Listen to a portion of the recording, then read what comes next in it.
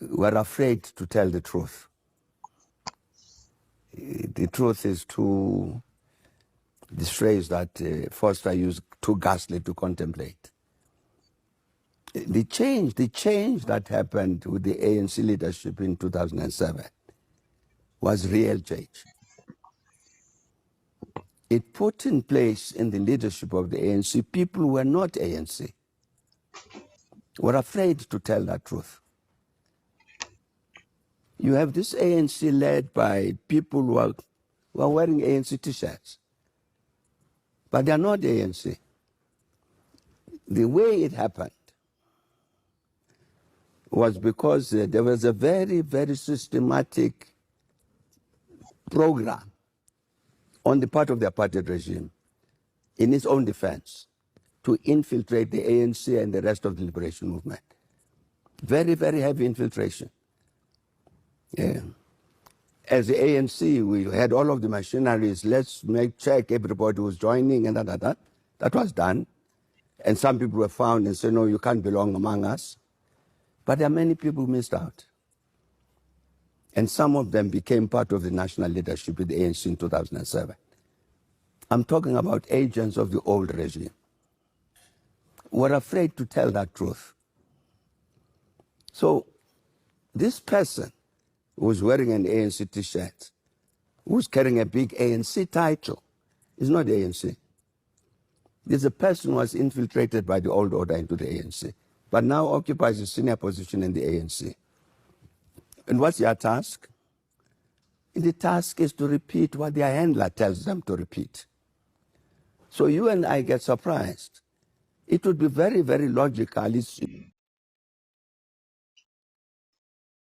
So that was Thabo Mbeki there speaking about the change that occurred in the ANC in 2007.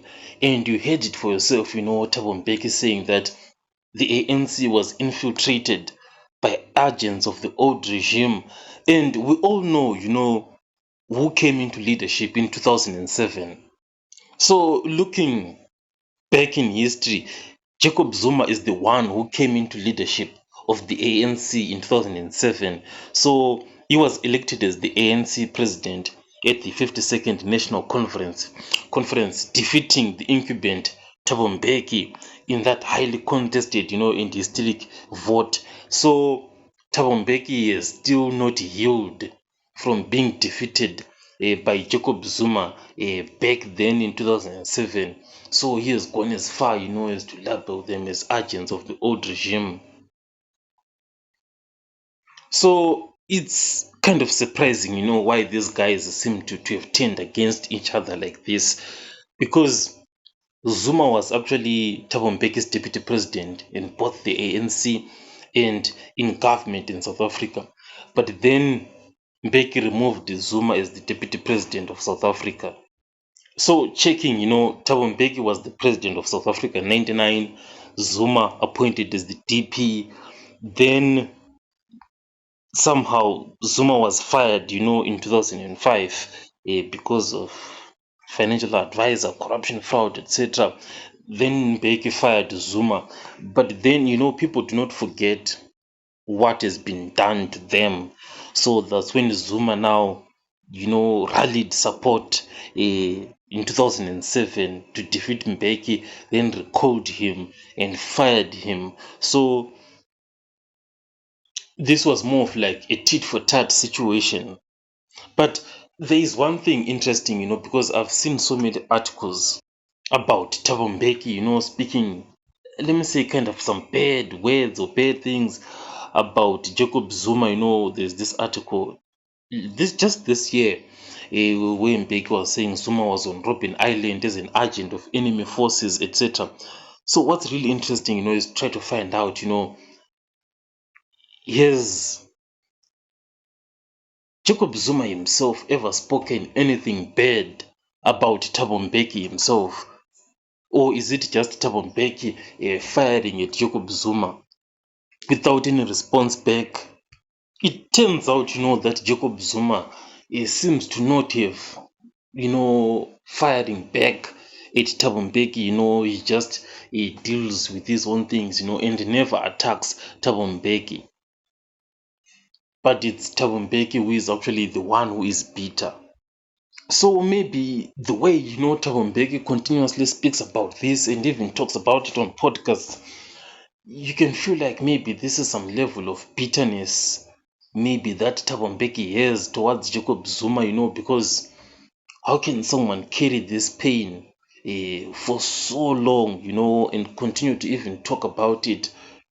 Like, what is he trying to prove?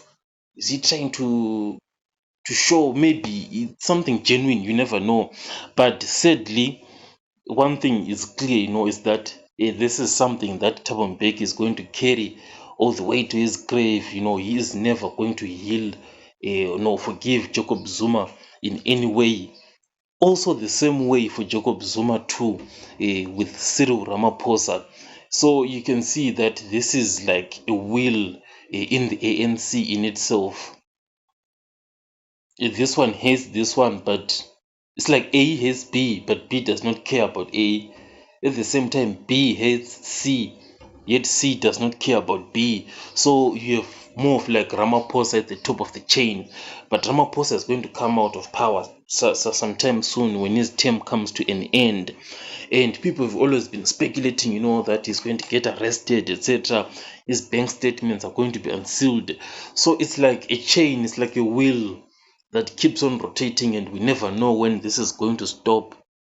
But at least, we can give one thing to be in favor of Thabo Mbeki. At least he didn't leave the ANC. He remained within the ANC despite, the everything that happened to him, his perspective and everything that he saw. He still remains ANC throughout in his own blood. But there are some people, who claim out there that Thabo Mbeki went ahead and formed the COP. It's a rumor that is out there. So this is like an important question to ask, like, did Thabo Mbeki really form COP or maybe even contribute to it?